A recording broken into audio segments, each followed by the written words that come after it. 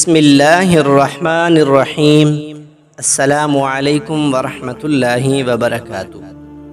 محترم ناظرین، آج کا واقعہ حضرت موسیٰ علی نبینا علیہ الصلاۃ والسلام کے دور کا واقعہ ہے۔ حضرت موسیٰ علیہ الصلاۃ والسلام کے دور کے اندر قحط سالی پڑ جاتی ہے، بارشیں نہیں ہو رہی ہوتی۔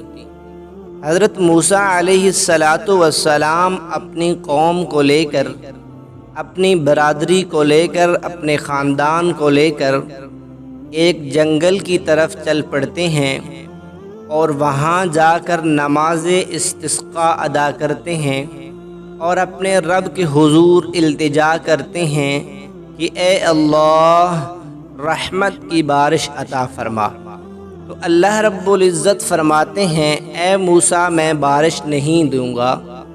موسیٰ علیہ الصلاۃ والسلام حیران ہو جاتے ہیں، اے اللہ بارش کیوں نہیں دو گے؟ تو اللہ رب العزت فرماتے ہیں اے موسیٰ تیری اس قوم کے اندر، تیری اس برادری اور خاندان کے اندر ایک شخص ایسا بیٹھا ہوا ہے کہ جو میرا نافرمان ہے، اور اگر وہ اٹھ جائے تو میں بارش دوں گا۔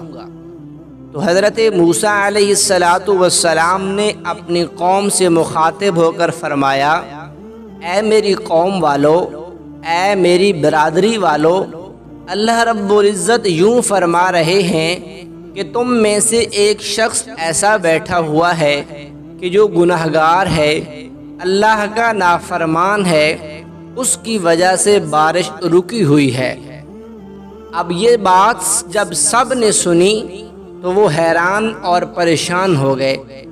اب ہر ایک کو پتہ ہے کہ میں کیسا ہوں، ہر ایک اپنے گریبان میں جھانکنے لگ گیا۔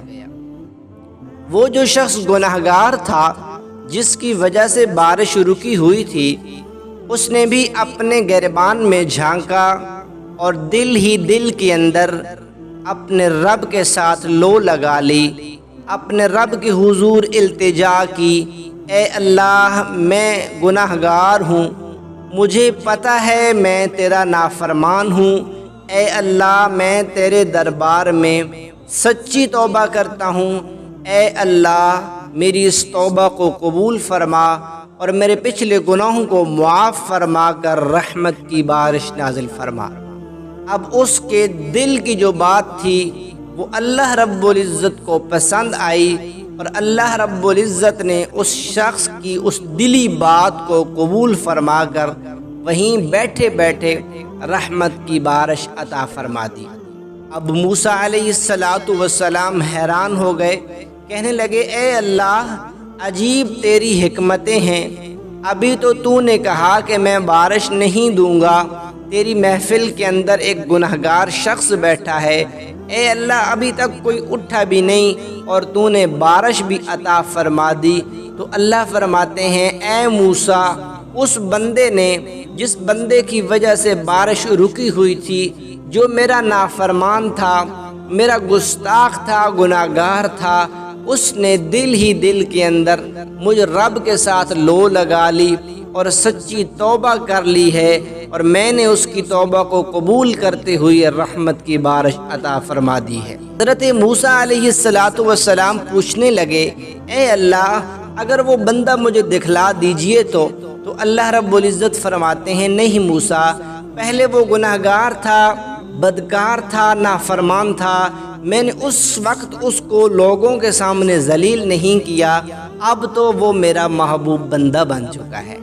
تو ناظرین کرام، اللہ رب العزت کے ہاں ہر وقت انسان کو سچی توبہ کرنی چاہیے، توبہ پہ استقامت مانگنی چاہیے اللہ رب العزت سے۔ موت کا کوئی وقت نہیں، کسی وقت بھی آ سکتی ہے، اس لیے موت سے پہلے سچی توبہ کرنی چاہیے۔